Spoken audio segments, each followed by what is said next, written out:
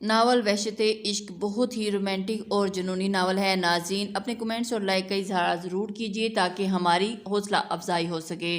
नाज़रीन तो चलते हैं आज की सेकंड एपिसोड की तरफ।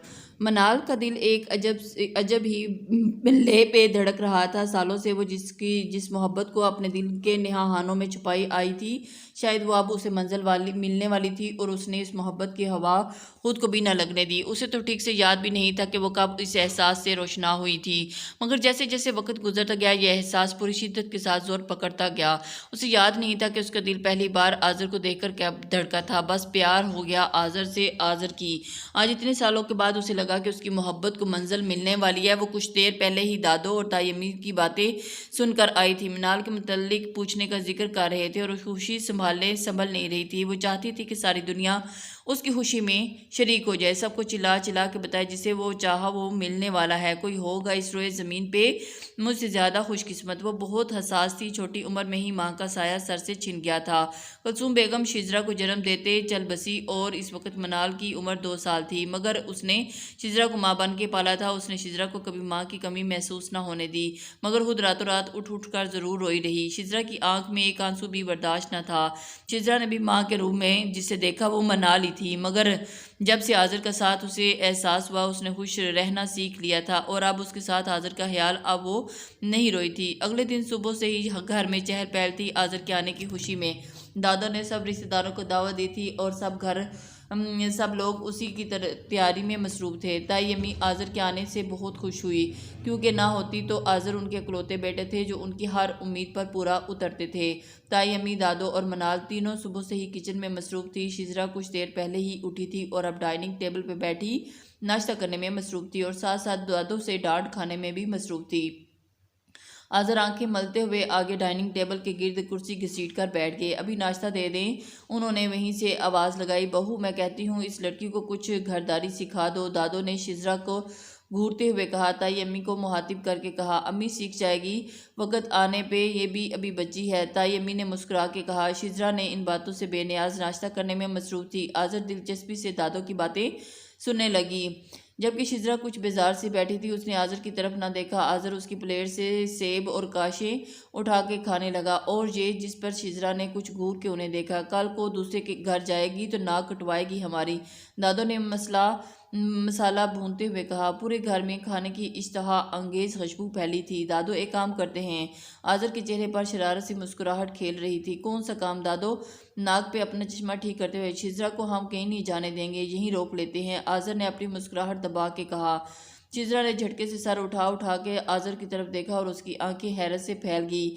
उसने घबरा कर इन तीनों की तरफ देखा। ऐसा नहीं होता बेटा, लड़कियों को जाना ही पड़ता है अपने घर, दादो ने रसान से उन्हें समझाया। आज़र ने शिजरा को देखकर आंख दबाई। दूसरी जानिब शिजरा के माथे पे ठंडा पसीना नमूदार हो गया। वो आज़र को घूरती हुई वहां से उठ के अपने रूम में चली गई। पीछे से आज़र का कहका सुनाई दिया। कुछ देर के बाद आज़र उठकर शिजरा के रूम की तरफ बढ़े। नाक करके अंदर दाखिल हुए तो शिजरा खिड़की के सामने खड़ी थी। आज़र उसके सामने जाके खड़े हुए और सीने पे हाथ बांधे फुर्सत से उसे देखने लगे। शिजरा ने अपने ख्यालों से चौंक कर उन्हें देखा तो वो महवियत से उन्हें ही तक रही थी। शिजरा ने एक आंख की आबरू उठाकर उन्हें देखा। आज़र ने नफी में सर हिला दिया। उसने कोप से सर झटका। तुम मुझे पागल कर दोगी। आज़र उसके करीब खड़े उसके कान में सरगोशी कर रहे थे। भूरी आंखों में मोहब्बत का दरिया आबाद था। शिजरा ने करंट खाकर उन्हें देखा जो वो उसके बेहद करीब खड़े थे और उनकी सांसें शिजरा के चेहरे से टकरा रही थी। शिजरा ने उनके सीने पे हाथ रखकर उन्हें पीछे धकेल कर और पलट जाने की लगी।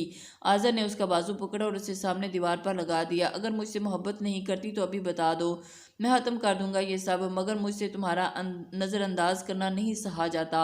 आज़र ने उसकी आंखों में आंखें डालकर दृष्टि से कहा। पल भर में निगाह स्या नगीनों में नमी नमूदार हुई और उसकी आंखों में आंसू देखकर आज़र ने अपनी मजबूत गिरफ्त से आज़ाद किया और चंचला के अपने बालों में हाथ फेरा। देखो शिजरा, साफ साफ बता दो जो भी तुम्हारे दिल में है। अम्मी कब से मेरे पीछे लगी हैं शादी के लिए, मैं उन्हें सिर्फ तुम्हारी वजह से टाल रहा हूँ। मुझे कल रात को लगा कि तुम शादी के लिए राज़ी हो, मगर आज फिर वही तुम्हारी बेगानगी। मुझे कुछ समझ में नहीं आ रहा तुम क्या चाहती हो। आज़र बोल बोल के थक गया तो बेचारगी से उसकी तरफ देखा जो खड़ी जोरों शोर से आंसू बहाने में मसरूफ़ थी। ऊप, रो क्यों रही हो? आज़र ने तंग आके पूछा। आपने डांटा है मुझे, वो आंसुओं के दरमियान बोली। یا ڈانٹ نہیں رہا، میں پوچھ رہا ہوں، انہوں نے نرمی سے کہا۔ مجھے آپ سے ابھی بات نہیں کرنی، اس نے آنسو پوچھتے ہوئے کہا اور بھاگتے ہوئے روم میں چلی گئی۔ بہت سر پہ چڑھا دیا اسے سب لوگوں نے۔ مجھے آزر صرف بڑبڑا کے رہ گئے اور اس کی طرف دیکھتے رہ گئے کہ یہ کس طرح کا بیہیو کر رہی ہے۔ دن ڈھل گیا تھا اور ایک خوبصورت سی رات کا آغاز ہو گیا۔ چاند پورے کروکر سے آسمان پر جگمگا رہا تھا اور اس کے ارد گرد جلمل کرتے تارے محویت سے اسے تک رہے تھے۔ تاروں کی محویت اچانک چاند کی بدلیوں میں چھپ جانے سے ٹوٹ جاتی اور وہ جلمل کرنے لگتے۔ ٹھنڈی ہوائیں دلوں کو گدگدی کر رہی تھی اور جھوم جھوم کے اپنی موجودگی کا احساس دلا رہی تھی۔ پورا گھر روشنیوں سے جگمگا رہا تھا، شاید کہکشاں زمین پر اتر آئی تھی۔ لان میں لگے پھولوں کی خوشبو ہوا کے دوش پہ سوار ہو کے سب کی سانسوں میں جیسے رچ بس گئی تھی۔ تقریب میں مہمان آنا شروع ہو گئے تھے۔ تائی امی اور دادو اور منال صاحب مہمانوں کا استقبال کر رہی تھی۔ امین صاحب اور دلاور صاحب مہمانوں کے استقبال کے لیے دروازے پہ موجود تھے۔ آزر تیار ہو کے نیچے آئے تو تقریباً سب مہمان آ چکے تھے۔ بلیک کوٹ پینٹ پہنے، ملبوس، ماتھے پہ سلیقے سے سیٹ کیے ہوئے بال اور ہلکی بڑی ہوئی شیو، وہ بلا شبہ مردانہ وجاہت کا شکار تھے۔ انہوں نے شزرا کی تلاش ادھر ادھر نگاہیں دوڑائی مگر وہ انہیں کہیں نہ دکھائی دی۔ صبح کی ہوئی بھی تلخ کلامی کے بعد انہیں نہیں دیکھی تو انہیں خود پہ افسوس ہوا، کیونکہ وہ اتنا اس پہ غصہ کر گئے تھے اور ابھی وہ بچی ہی تھی، اسے یہ سب قبول کرنے کے لیے شاید وقت چاہیے ہوگا۔ وہ خود کو ملامت کرنے لگا۔ کچھ دیر کے بعد شزرا نیچے آتی دکھائی دی۔ سفید رنگ کے سادہ سے سوٹ میں ملبوس، اس پہ ہلکا سا میک اپ اور اس کے حسن کو چار چاند لگا رہا تھا۔ وہ سج سیڑھیاں اتر رہی تھی اور اس کے قدم آزر کے اپنے دل پر محسوس ہوئے تو وہ شاید پورے حق سے اس پر دل برجمان تھی مگر اپنا حق لینا بھی نہیں چاہتی تھی۔ آزر نے ایک نظر اس پہ نگاہیں ہٹا لیں اور کہیں ان کی نظر ہی نہ لگ جائے۔ شزرا نیچے آ کر منال کے پاس چلی گئی۔ آزر بھی سب مہمانوں میں مصروف ہو گئی۔ شزرا ادھر آؤ بیٹا، تائی امی نے شزرا کو آواز دے کے بلایا اور اسے آزر کے ماموں اور مامی سے ملوانا چاہتی تھی جو ایک عرصہ میں کینیڈا میں گزار کے واپس اپنے وطن آ گئے تھے۔ ان کے دو ہی بچے تھے، بڑا بیٹا برہان اور بیٹی سویرا۔ یہ لوگ بھی آج کی تقریب میں مدعو تھے۔ آزر ان کے پاس ہی کھڑے تھے جب شزرا وہاں آئی اور شزرا نے انہیں نظر انداز کر کے ان کی طرف بڑھی۔ یہ میری چھوٹی بیٹی ہے شزرا، تائی امی نے محبت سے ان کا تعارف کروایا۔ برہان نے ہنسی دلچسپی سے شزرا کا جائزہ لیا جو آزر کی نگاہوں سے چھپا نہ رہ سکا۔ انہوں نے نہایت ناگوارے سے برہان کو دیکھا اور ان کا بس نہیں چل رہا تھا کہ شزرا کو یہاں سے کہیں دور لے جائیں۔ وہ بار بار بے چینی سے پہلو بدل رہے تھے۔ شزرا سویرا سے باتوں میں مصروف تھی، اس نے برہان کی طرف دھیان نہ دیا۔ شزرا میری بات سنو 2 منٹ کے لیے۔ آزر نے بلاہر شزرا کو مخاطب کیا اور شزرا نے چونک کے ان کی طرف دیکھا اور سر ہلا کے ان کی طرف بڑھی۔ جی؟ وہ ان کے سامنے کھڑی سوالیہ نظروں سے ان کی طرف دیکھ رہی تھی۔ کچھ نہیں، آزر نے کندھے اچکاتے ہوئے جواب دیا۔ تو بلایا کیوں تھا؟ شزرا نے ان کی بات سمجھ نہیں آئی۔ میرا دل کہہ رہا تھا تمہیں بلانے کا، تو آزر نے مسکراتے ہوئے جواب دیا۔ شزرا نے آزر کی طرف ایسے دیکھا جیسے ان سے ان کی دماغی حالت پہ شبہ ہو۔ ایسے تو نہ دیکھو مجھے، آزر نے شرارت سے کہا۔ شزرا نے گھور کے انہیں اور پھر کچن کی طرف چلی گئی۔ کچھ دیر کے بعد تقریب اپنے اختتام کو پہنچی۔ سب اپنے روم میں سونے جا چکے تھے۔ شزرا کچن میں کھڑی اپنے اور منال کے لیے چائے بنا رہی تھی، تبھی پیچھے سے کھٹکا ہوا۔ شزرا نے پیچھے مڑ کر دیکھا تو آزر اطمینان سے سینے پہ ہاتھ باندھے کھڑے تھے۔ وہ انہیں نظر انداز کر کے واپس چائے کی طرف متوجہ ہوگی۔ چائے ملے گی؟ آزر نے تھکے تھکے لہجے میں کہا اور ان کے لہجے میں ہمیشہ والی بشاشت نہیں تھی۔ شزرا نے ان کے لہجے کی تھکاوٹ محسوس کی، شاید ان کا دل ابھی بھی ان کے ساتھ دھڑکنے لگا تھا۔ آپ کی طبیعت ٹھیک ہے؟ شزرا نے پریشان ہو کر پوچھا۔ انہوں نے کچھ سوچتے ہوئے جواب دیا۔ شزرا کچھ نہ بول پائی۔ کب تک انتظار کروں میں؟ آزر نے اس کی طرف دیکھتے ہوئے سنجیدگی سے پوچھا۔ آج آزر کے ماموں مامی باتوں ہی باتوں میں برہان کے رشتے کے لیے جتا گئے تھے کہ جب سے آزر کو کسی کل چین نہیں تھا اور کیتلی میں چائے پلٹی تو شزرا کا ہاتھ ایک لمحے کے لیے کانپا تھا۔ اس نے آزر کی طرف دیکھا جن کے چہرے پہ صرف سنجیدگی تھی۔ مجھے آپ ہی سے بات کرنی ہے پہلے، شزرا اپنے ہاتھوں کی انگلیاں مروڑتے ہوئے کہا۔ آزر نے ٹھنڈی سانس بھر کر اس کی طرف دیکھا۔ ٹھیک ہے کر لو، لیکن یہ یاد رکھنا کہ اگر 2 دن میں تم سے کوئی جواب نہ دیا تو میں خود امی سے بات کر لوں گا۔ آزر نے اس کی طرف دیکھتے سنجیدگی سے کہا اور چائے کا کپ اٹھا کے باہر نکل گئے۔ ان کے جاتے ہی شزرا کی تو جیسے جان میں جان آئی۔ وہ چائے کا کپ اٹھائے اپنے روم میں آ گئی۔ ساری رات اس کے بارے میں سوچتے گزرتی گئی مگر وہ کسی نتیجے پر نہ پہنچ سکی۔ اس کی رات میں آنکھوں میں کاٹی تھی اور وہ نہیں جاتی تھی کہ زندگی اسے کس موڑ پر لے جانے والی ہے۔ امی جان میں سوچ رہی ہوں کہ اب آذر سے منال کی متعلق بات کر لوں۔ سلمہ بیگم نے دادو کو مخاطب کر کے کہا۔ دونوں اس وقت لان میں بیٹھی تھی، دھوپ سیک رہی تھی صبح کی۔ ہاں بیٹا، سوچ تو میں بھی رہی ہوں۔ اب آذر نے ماشاءاللہ تعلیم مکمل کر لی ہے، اپنا بزنس سنبھال رہا ہے، اب اس کے بارے میں سوچو۔ منال ماشاءاللہ گھر کی بچی ہے، ایسی بچیاں نصیب والوں کو ملتی ہیں۔ دادو نے خوشی سے کہا۔ میں کرتی ہوں بات 1-2 دن میں آذر سے، مجھے یقین ہے کہ وہ ہماری خوشی میں خوش ہوگا۔ سلمہ بیگم کا لہجہ پرمسرت ہے۔ منال تھی ہی لاہوں میں ایک، اور اس کی پرورش بھی سلمہ بیگم نے تو خود ہی کی تھی، تو اسے کیوں نہ فخر ہوتا۔ بس مجھے یہی ڈر تھا کہ آذر بائی سے پڑھ کے آیا ہے، اس کی اپنی پڑھائی کی پسند نہ ہو اور نہ ہی منال کا دل ٹوٹ جائے۔ میں جانتی ہوں منال کے دل کی بات وہ خود سے کبھی نہیں کہے گی، مگر میں تو ماں ہوں، اپنے بچوں کے دل کے حال کیسے نہ جانوں۔ سلمہ بیگم نے ٹھنڈی سانس بھرتے ہوئے کہا۔ ٹھیک کہہ رہی ہو بیٹا، اب میری بھی عمر ہوگی، اپنے اکلوتے پوتے کی خوشیاں دیکھ لوں۔ دادو نے امید سے کہا۔ کیسی باتیں کر رہی ہیں امی، میں ابھی بہت سے جینا ہے اور بہت ساری خوشیاں دیکھنی ہیں، سلمہ بیگم نے پریشانی سے کہتے ہوئے کہا، اور ان کے ہاتھ پہ اپنا ہاتھ دھرا۔ خوش رہو بیٹا، ڈھیروں خوشیاں دیکھو۔ دادو نے ان کے سر پر ہاتھ رکھتے ہوئے دعائیں دیں، اور وہ دونوں ایسے ہی آپس میں باتیں کرتی ہوئی کافی دیر انہوں نے لان میں ہی گزار دی۔ سنہری صبح کا سورج روشن تھا، اور ایسے ہی 2 منزلہ سفید گھر میں دن معمول کے مطابق نکل آیا تھا، اور سب اپنے اپنے کاموں میں مصروف تھے۔ منال اور تائی امی دوپہر کے کھانے کی تیاری میں مصروف تھیں۔ دادو اپنی روزمرہ کی تسبیحات پڑھ رہی تھیں، اور ان کے برابر میں بیٹھی شجرا کسی رسالے کے ورق گردانی کر رہی تھی۔ امی، آذر کے ماموں مامی نے آذر کے آنے کی خوشی میں آج رات کو اپنے گھر ہم سب کو کھانے پہ انوائٹ کیا ہے، سلمہ بیگم نے دادو کے برابر تخت پر بیٹھے ہوئے انہیں بتایا۔ ٹھیک ہے بیٹا، تیاری کر لینا، دادو نے اس بات میں سر ہلاتے جواب دیا۔ اور تم ذرا جلدی کرو، دیر ہو جائے گی، ہمیشہ دیر ہو جاتی ہے، دادو نے برابر میں بیٹھی شجرا کو گھورتے ہوئے کہا۔ دادو، ہو جاؤں گی، شجرا نے لاپرواہی سے کہا، اور دوبارہ رسالے پہ جھک گئی۔ کچھ دیر کے بعد آذر اپنے روم میں تیار ہو کے نکلے۔ شجرا نے نظر اٹھا کر انہیں دیکھا، اور وہ کچن کے پاس کھڑے تائی امی سے کچھ بات کر رہے تھے۔ شجرا کا دل عجیب ہی تال پہ دھڑکا، اور اس نے گھبرا کر اپنی پلکیں جھکا لی، کہیں اس کی محبت کی ہواؤں کو بھی خبر نہ ہو جائے، مگر ہواؤں کو نہ ہو، آذر کو ہو چکی تھی۔ اب وقت کہاں پلٹا کھاتا ہے، وہ دیکھنا تھا۔ امی، میں شام تک آ جاؤں گا، شجرا نے انہیں کہتے سنا، اور اس نے سر اٹھا اور دیکھا آذر اسی طرف متوجہ تھا۔ نگاہوں کا تصادم فسوں خیز تھا، وہ دونوں اپنی محبت کی سرشاری پہ کھو چکے تھے، اور اس سے بے خبر تھے کہ وہاں موجود ایک اور وجود محبت کے پودے کی آبیاری کر رہا تھا۔ آذر شام میں گھر لوٹے تو شجرا انہیں باہر لان میں ہی دیکھی، یہ سیدھا اس کی طرف بڑھے اور کھڑی پودوں کو پانی دے رہی تھی۔ آذر خاموشی سے اس کے برابر میں آ کے کھڑے ہو گئے، اور اس کے کانوں میں پہنی ہوئی بالیوں کے واحد موتی کو دیکھا جو شاید ہولے سے ہل رہا تھا، اور آذر کی موجودگی سے بے نیاز پودوں کی طرف متوجہ تھی۔ مجھے پودوں سے حسد کرنے پہ مجبور نہ کرو، آذر نے اس کی بالیوں کے واحد موتی کو چھوتے ہوئے دھیرے سے سرگوشی کی۔ وہ ساکت ہوئی، مگر پلٹ کے نہ دیکھا۔ پودوں سے کیسا حسد؟ شجرا نے نہ سمجھی میں پوچھا، مگر ہنوز نگاہیں چرا کے کھڑی تھی۔ میرے علاوہ تمہاری توجہ جس طرف بھی ہوگی، مجھے اس سے حسد ہی ہوگا۔ اس کی آواز نہایت مدھم تھی، مگر شجرا شاید دل کے کانوں سے سن رہی تھی، اور اسے یہ آواز اپنے آس پاس گونجتی محسوس ہوئی۔ وہ گھبرا کے پلٹی، سیاہ نگینے بھوری آنکھوں سے ٹکرائے تھے، اور آنکھوں میں آباد محبت کے جہاں کو دیکھ کر دنگ رہ گئی کہ کوئی کسی سے اتنی بھی محبت کر سکتا ہے۔ اس نے اپنی دھڑکنوں کو شور مچاتے سنا۔ وہ گھبرا کے ایک قدم پیچھے ہٹی، اور آذر ہونٹوں پہ مدھم سی مسکراہٹ سجائے اسے ہی دیکھ رہے تھے۔ میں نے کہا تھا نا کہ مجھ سے محبت ہو جائے گی تمہیں۔ وہ شاید پتھر کی ہو گئی تھی، اور اس کی بات آذر بنا بولے ہی کیسے سمجھ گئے۔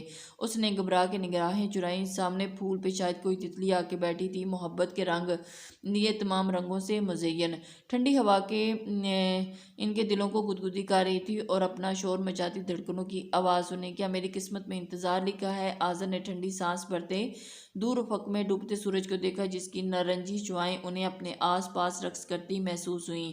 لیکن یہ انتظار بہت خوبصورت ہے، انہوں نے ایک دلکش سی مسکراہٹ کے ساتھ، شجرا جیسے ان کی مسکراہٹ میں کھو سی گئی۔ کیا کوئی انسان ایسے پورے حق کے ساتھ دل پہ قبضہ کر سکتا ہے؟ وہ صرف سوچ ہی سکی، اور اگلے ہی پل میں اپنی سوچ پہ مسکرا دی۔ اگر انتظار اتنا خوبصورت ہے تو کوئی مسئلہ نہیں ہونا چاہیے، شجرا نے مسکراتے ہوئے انہیں چھیڑا۔ آذر نے ایک آنکھ کی آبرو اٹھا کر دیکھا۔ میں تو ساری زندگی انتظار کرنے کو تیار ہوں، بس تم یقین دلاؤ کہ تم صرف میری ہو۔ اور اس لہجے کا محبت کی تپش لیے شجرا اپنے گال دہکتے ہوئے محسوس ہوئے۔ بہت فضول بولتے ہیں آپ، شجرا نے اپنی کیفیت سے تنگ آ کر جھنجھلا کر کہا۔ آذر نے نہ سمجھی میں اسے دیکھا، پھر سمجھ آنے پہ ان کا کہکا بے سہتا ہوا۔ ساختہ ہوا۔ تم کچھ نہیں بولو گی، تم سب ہی بولنا پڑے گا۔ آذر نے شرارت سے کہا، میرے حصے کا بھی آپ بولیں۔ شجرا کے گالوں پر چھائی لالی اس کی محبت کا پتہ دے رہی تھی۔ تم جواب دے دو، میں بولنا کم کر دوں گا۔ انہوں نے بالوں میں ہاتھ پھیرتے ہوئے ٹھنڈی سانس بھر کے اسے بے چارگی سے دیکھا۔ اب بولنا تھوڑا کم کریں، میں جواب دے دوں گی۔ شجرا نے ہنستے ہوئے جواب دیا اور وہاں سے اندر جانے کے لیے پلٹی۔ میرا جواب؟ آذر نے اندر جاتے ہوئے دیکھ کر آواز لگائی، آپ بہت بولتے ہیں۔ انہیں شجرا کی آواز سنائی دی۔ پاگل! وہ دور جاتی شجرا کو گھور کے رہ گئے، مگر اس کے گالوں سے پھوٹتی شفق اس کی نگاہوں سے پوشیدہ نہیں تھی۔ وہ لوگ تیار ہو کے آذر کے ماموں امی کے گھر پہنچے تو وہ لوگ پہلے سے ہی ان کا استقبال کے لیے موجود تھے۔ سب لوگ خوشگوار موڈ میں بیٹھے باتیں کر رہے تھے۔ برہان کی نگاہیں بار بار بھٹک کے شجرا کے چہرے پر جا ٹکی۔ جانے اس میں ایسی کون سی کشش تھی جو اس کے دل بار بار اس کی طرف کھینچا چلا جا رہا تھا۔ شجرا اس سے بے نیاز سویرا اور منال کے ساتھ باتوں میں مصروف تھی، جو اس کی چوڑیوں کی کھنک برہان کے دل کھینچے چلے جا رہی تھی، اور اس کی کیفیت بھی اپنی کیفیت پہ حیرت ہوئی۔ وہ دل پھینک مردوں میں سے ہرگز نہیں تھا، مگر شجرا میں کچھ خاص تھا۔ ایک بار دیکھو تو بار بار دیکھنے کی تمنا دل میں جاگ رہی تھی۔ برہان کا شجرا کا دیکھ کر آذر کی نگاہوں سے پوشیدہ نہیں تھا۔ وہ بمشکل خود پہ ضبط کیے وہاں بیٹھے تھے، ورنہ ان کا بس نہیں چل رہا تھا کہ وہ بار بار بے چینی سے پہلو بدل رہے تھے۔ وہ شجرا کو وہاں سے غائب کر دینا چاہتے تھے۔ وہ چاہتے تھے کہ اپنی شجرا کو دنیا کی نگاہوں سے چھپا لیں، مگر کس حق سے؟ یہ تو شجرا نے انہیں دینا تھا نا، مگر وہی اس سب سے بے نیاز تھی۔ اب آذر کو شجرا پہ غصہ آنے لگا۔ وہ یہاں کوئی تماشا نہیں چاہتے تھے۔ کچھ دیر کے کھانے کے دور چلا اور فارغ ہو کر وہ لوگ جانے کے لیے اٹھ کھڑے ہوئے۔ منال اور شجرا سویرا کے روم میں تھی۔ سویرا انہیں اپنی پینٹنگ دکھانے لے گئی تھی۔ تائی امی دونوں کو آواز دی تو دونوں نیچے جانے کے لیے روم سے نکل آئی۔ منال اور سویرا باتیں کرتی ہوئی آگے بڑھ رہی تھی، جبکہ شجرا گھر میں لگی پینٹنگز کا محویت سے تک رہی تھی۔ ایک پینٹنگ کے سامنے وہ جا کر رک گئی، اور پینٹنگ اپنی مثال آپ تھی۔ بلا شبہ سویرا ایک بہترین پینٹر تھی۔ آپ کو پینٹنگز پسند ہیں؟ برہان کی آواز نے اس کی محویت کو توڑا۔ جی، اس نے ایک لفظی جواب دیا، مجھے بھی پسند ہیں۔ یہ سب سویرا کے ہاتھ کی پینٹنگز ہیں، برہان نے مسکراتے ہوئے اسے بتایا۔ جی، سویرا نے انہیں بتایا، ابھی وہ بہت اچھی پینٹر ہے۔ شجرا نے مسکراتے ہوئے سویرا کی طرف دیکھا۔ شجرا آذر نے سیڑھیوں سے چڑھتے ہوئے شجرا کو مخاطب کیا۔ شجرا نے پیچھے پلٹ کے دیکھا تو آذر تیوریوں پہ پل ڈالے اوپر چڑھ چکے تھے۔ سب نیچے ویٹ کر رہے ہیں، تم یہاں کھڑی ہو؟ انہوں نے برہان کو نظر انداز کر کے شجرا سے کہا۔ جی بس میں آ رہی ہوں۔ شجرا نے ان کا لہجہ عجیب لگا۔ چلو، آذر سے پورے حق سے شجرے کا ہاتھ تھاما اور اسے لے کر نیچے سے چلے گئے، اور اسے اس رویے سے برہان کو بن کہے بہت کچھ جتا چکے تھے۔ پورے راستے میں وہ بہت خاموش سے تھے۔ گھر آ کے بھی سیدھے اپنے روم میں جانے لگی۔ جب تائی امی نے انہیں مخاطب کیا، آذر بیٹا کیا ہوا، طبیعت تو ٹھیک ہے؟ تائی امی نے ان کی حالت بھانپتے ہوئے پوچھا پریشانی سے۔ جی امی ٹھیک ہے، بس سر میں تھوڑا درد ہے، آرام کروں گا تو صحیح ہو جائے گی، آذر نے 2 انگلیوں سے اپنی کنپٹی مسلتے ہوئے کہا۔ شجرا بیٹا جاؤ، آذر کو کافی بنا دو۔ تائی امی نے شجرا کو مخاطب کیا جو آرام سے صوفے پہ بیٹھی تھی۔ آذر نے ایک نظر شجرا کی طرف دیکھا اور روم میں چلے گئے۔ کچھ دیر شجرا آذر کے روم میں کافی لے کر گئی تو روم میں کافی اندھیرا چھایا ہوا تھا۔ اس نے ہاتھ بڑھا کر لائٹ کھول لی۔ سامنے بیڈ پہ ہی آذر آڑے ترچھے سے لیٹے ہوئے تھے۔ آذر نے گردن گھما کر اس کی طرف دیکھا اور اٹھ کے بیٹھ گئے۔ شجرا نے کافی ان کے سامنے ان کی طرف بڑھائی، مگر انہوں نے نرمی سے اس کا ہاتھ پکڑ کر اپنے پاس بٹھا لیا۔ طبیعت ٹھیک ہے نا آپ کی؟ شجرا نے ان کی طرف دیکھتے ہوئے پریشانی سے پوچھا۔ آذر کی سرخ آنکھیں شدید سر کا پتہ بتا رہی تھی۔ میں ٹھیک نہیں ہوں، انہوں نے سر جھکائے کہا۔ کیوں، کیا ہوا آپ کو؟ بتائیں مجھے۔ شجرا نے ان کا چہرہ اپنی طرف نرمی سے پوچھا، اور اس کے آسودہ چہرے پہ ایک بے چینی سی تھی۔ آذر نے پر کو جھانک کر کہا۔ اس کی گہری جھیل سی آنکھوں میں دیکھا، وہاں شدید شاید محبت کا سمندر موجزن تھا۔ بس تمہیں کھونے سے ڈرتا ہوں، آذر نے اپنا سر اس کے کندھے پہ رکھتے ہوئے کہا۔ وہ پل بھر کو ساکت ہوگی۔ یہ شخص اپنا بنانا چاہتا تھا اور دنیا سے چھپانا چاہتا تھا، پھر کیوں وہ اس کی محبت قبول کرنے سے ڈرتی تھی؟ کیوں وہ اسے قبول نہیں کر پا رہی تھی؟ کیا چیز تھی جو اسے روک رہی تھی؟ وہ خود سے بھی سمجھنے سے قاصر تھی۔